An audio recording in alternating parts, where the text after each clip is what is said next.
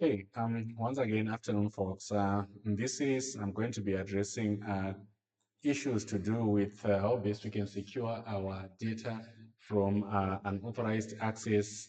Data protection is very key because some of the data that we store within our computer systems, it might have financial implications. Sometimes the privacy itself of data, it is a valuable tool. We don't want malicious damage, sense of data being changed from its primary meaning or sense to a totally different sense.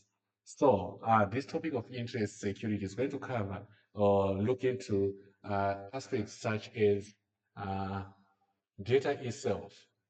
This is information that we might need to safeguard or protect from unauthorized access data, which is information. Or sometimes we might be interested in the channel itself for the line of transmission of data to say, as it is moving, is it distorted in the process? So we might look into stored data, that's data that we have in our system, or transmitted data. So during the movement of data, is it safe from the intended source to, from the source to the intended recipient?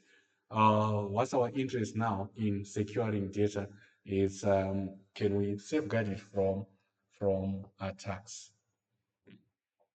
So we have various lines of attacks that we find under data security. So things again that we are looking at in point form, we have data safety. Why should we protect data? Why is it important to safeguard our data? It might be accidentally damaged. So these are things that we might be interested in looking at accidental damage. So someone is using a computer system, you accidentally delete a file, or sometimes the software itself gets corrupted by viruses, then we lose the sense of the information that we had. So we also have malicious attacks. Someone gains access without authority to the sensitive information of the computer system.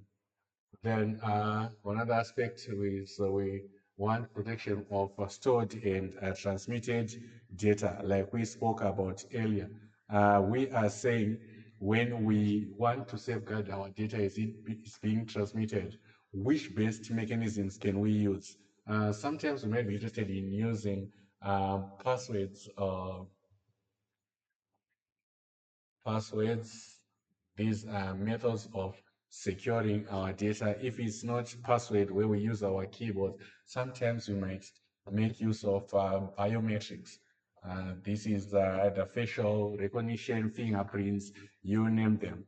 And sometimes we might take advantage of the hardware security protocols such as secure socket layer and transport layer security. So all these aspects, they look into our data protection services.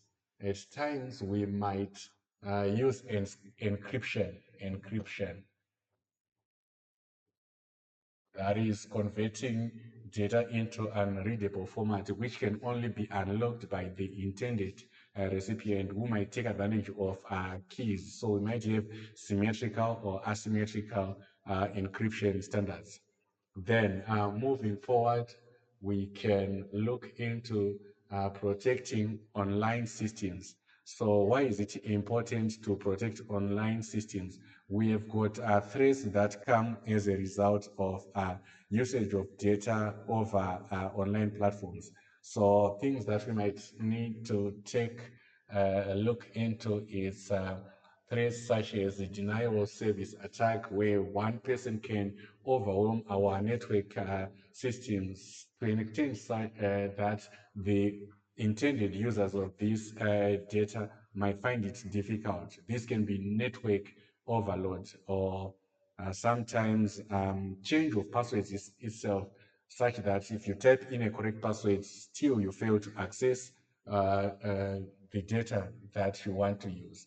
We might have phishing, where one can direct you to a different or a wrong website, but they do so after they've perhaps read your keystrokes or your key as you type on the password on the keyboard, such that now with the patterns that they read, they can then gain access. We also have farming. It's another security threat over our data. Now, back to our core concepts that we spoke about, accidental damage, which are things that we can look at when we say accidental damage.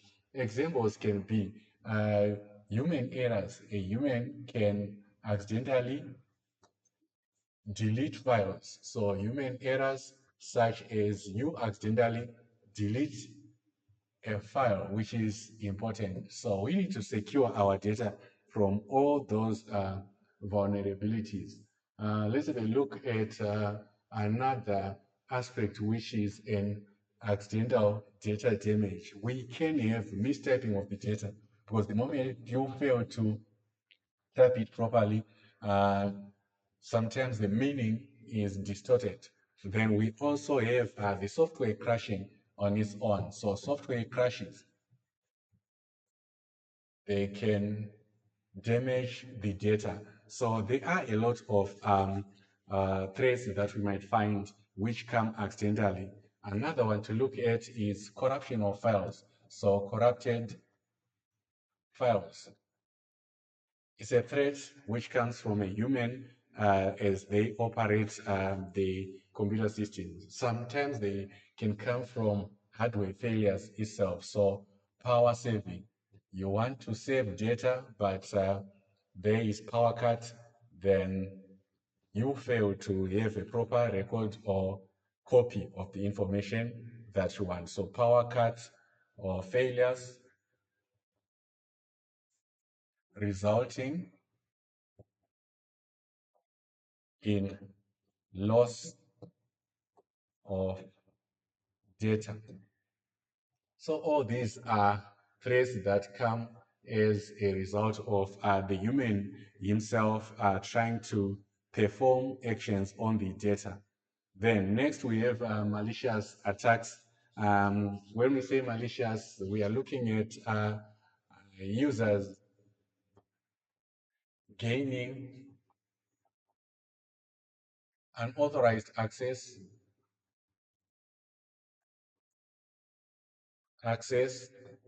to computer systems. So that's a malicious attack. We can also look at data theft. One can, after having gained access to the computer systems without authority, they can actually steal important information of an organization. Then sometimes we have viruses. The viruses, they can alter or delete files. So these are threats that one might need to safeguard their systems from. Also have malware. It's another security threat, and as well as inside that. Sometimes some employees, they are dissatisfied, so they have access, and we think they are rightful owners of the data, but because they are not happy of certain things, so they might willingly, distort data. So inside the threats, it's another example of a malicious attack to our data. So which methods can we use to safeguard or to protect our data from all these threats? One important aspect here is to make regular backups. So regular backups, periodically, you have a safe copy of your data so that in the event that perhaps it has been distorted somewhere, you can always go to a safe copy, then you retrieve the fine copy which does not have errors. Sometimes within your computer system, you can also look into access levels or layers. Here we are saying you can break down your network system into levels. Ordinary users, they've got certain rights over data. Sometimes they've got read only or read and write. And sometimes you have administrators having permission to perhaps delete files if they are unwanted. Then we can also look at what we call audit trails. What are we saying? Here and there, you need to compare the data that you currently have against the backup copy to say, are there differences? If they are noted, it means data has been distorted somewhere. Also, you might be interested in making use of antivirus software, because some antiviruses, they are designed to delete or alter information so that the rightful users cannot make sense of their data that they've saved or kept on the computer system.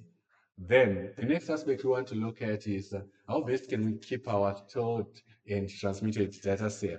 Obviously, the first important aspect is to use keyboard passwords.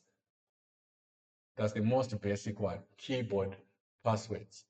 The moment you want to gain access to the computer system, provide a password. And this password, they should be complex, or in fact, they should have a combination of sometimes characters, special keys and digits, such that one who wants to try and read, they find it difficult to crack.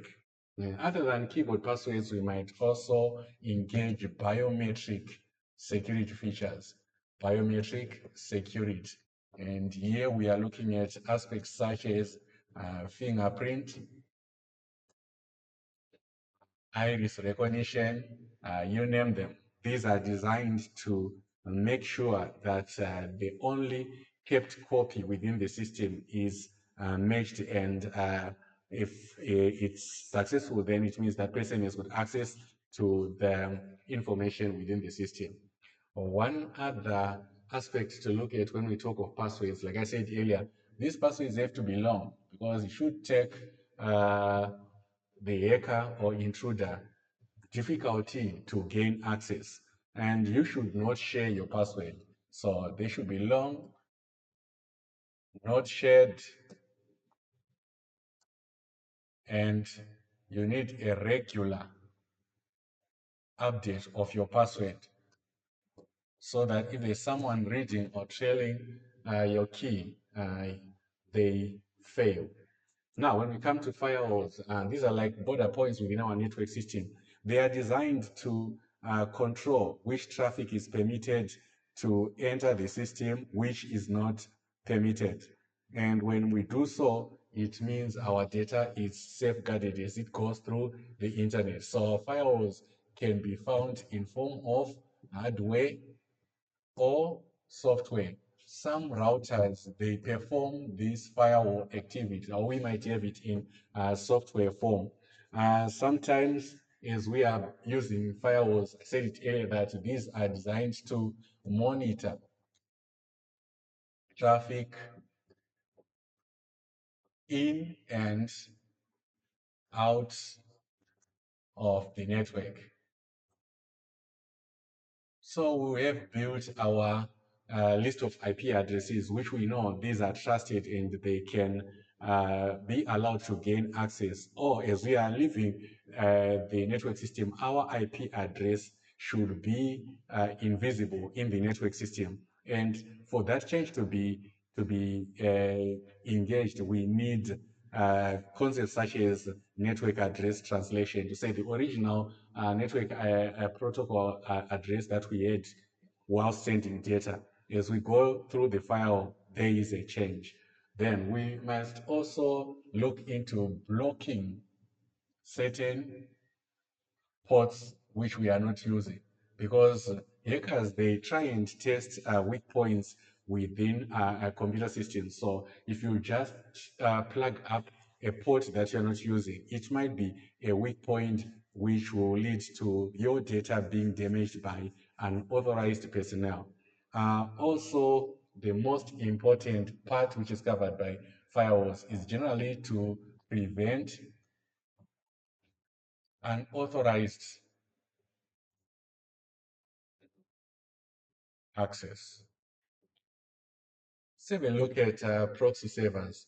Here we are looking into the idea behind internet, because it's from the internet that we have people gaining access to areas that they are not allowed. So proxy servers, these are like bridges. It's intermediary. In other words, we are saying it connects the device, intermediary between the device and the internet. So that bridge needs to be very secure, because that's a point where uh, unauthorized personnel can gain access. So like I said earlier, this is where we might engage the concepts of network address translation. So we need to be able to hide user IP addresses as one crosses the firewall. If you hide, it becomes difficult for the hacker or the unauthorized personnel to trace or check where exactly the data originated from. Then we need to also catch frequently visited sites. Things like keeping our login details within the hardware system itself. Also, proxy servers, they provide data filtering. Separate what's allowed, what's not allowed to enter or exit the computer systems. Then transport layer security and secure socket layer. These are other points that help in securing data with mechanisms such as encryption. So when we say encryption, we are saying only the user with a key that can unlock or make sense of data that has been converted into cipher text. So these concepts, they are used on the HTTPS web platform, where we are saying is you gain access at the end. You know that this one is uh, called eavesdropping. Prevent eavesdropping. What's eavesdropping? We have someone reading through the information that you are sending to the intended recipient, or sometimes these are referred to as men in the middle attack. What are we saying here? Some people, they convert the sense of data during the transmission process. So the effect will be the intended recipient won't make proper sense of the data. For instance, you send a message to the next person intending to request for maybe $10. Now the man in the middle can add a zero in front and also alter the destination as they reverse the information. So this proper sense of the data is lost. It won't be confidential and accurate. These are the steps that we might need as we are securing data in this regard. Browser requests secure connection. So it has to happen in steps. Browser requests secure connection.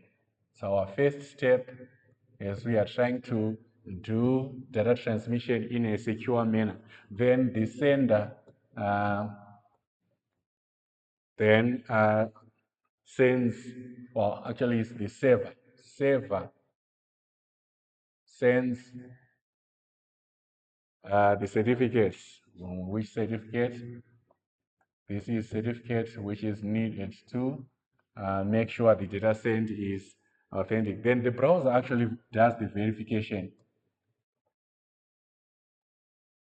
to say, is this information correct?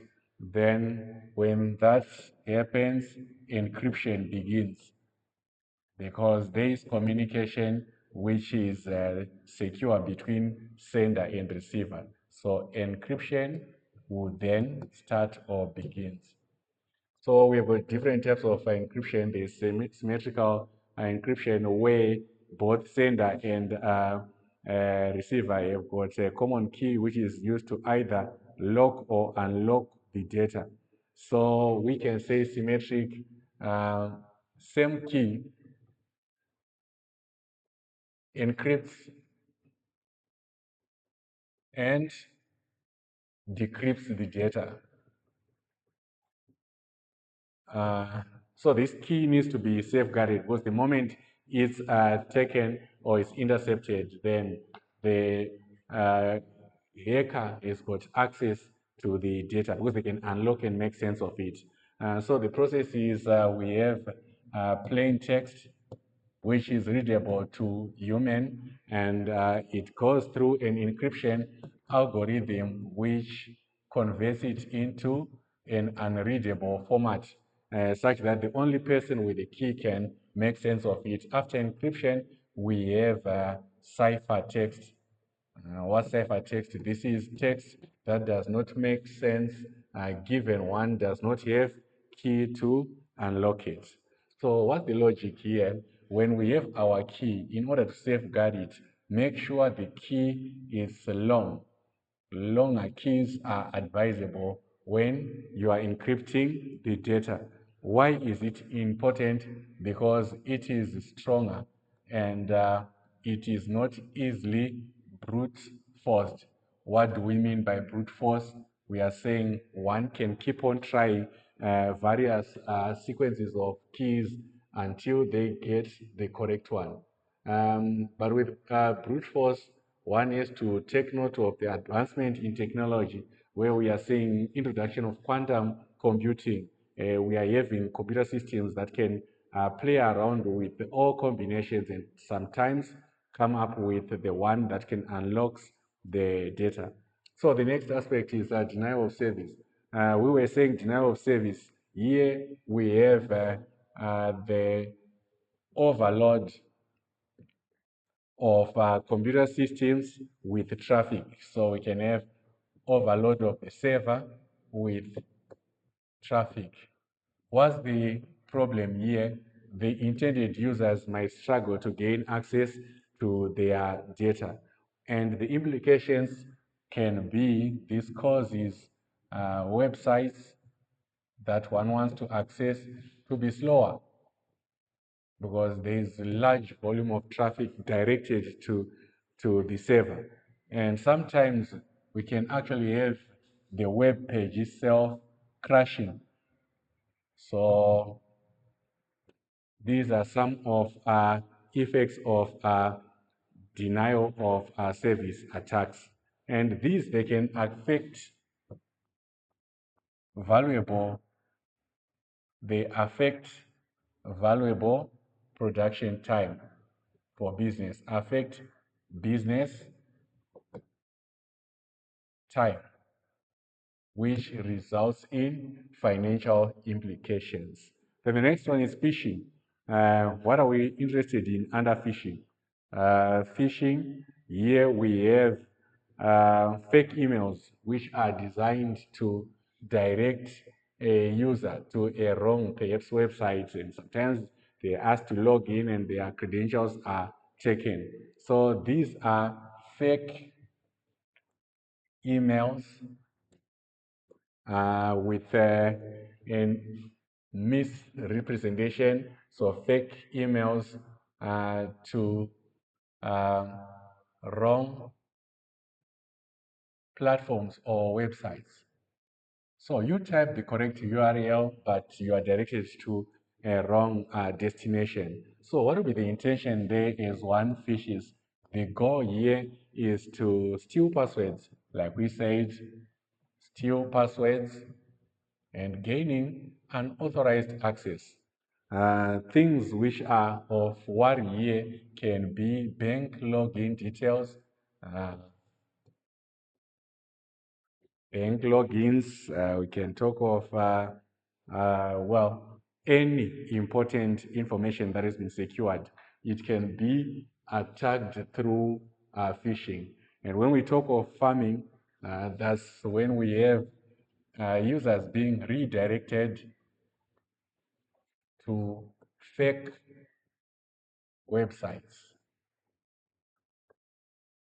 You type a correct URL, but you're directed to a wrong destination. Like we are saying, even if a correct URL is provided, the destination is wrong. So it's as a result of phishing. Then this is often caused, the causes, it's caused by malware, some corrupt softwares designed to uh, steal your credentials. So this is sometimes referred to as domain name server poisoning.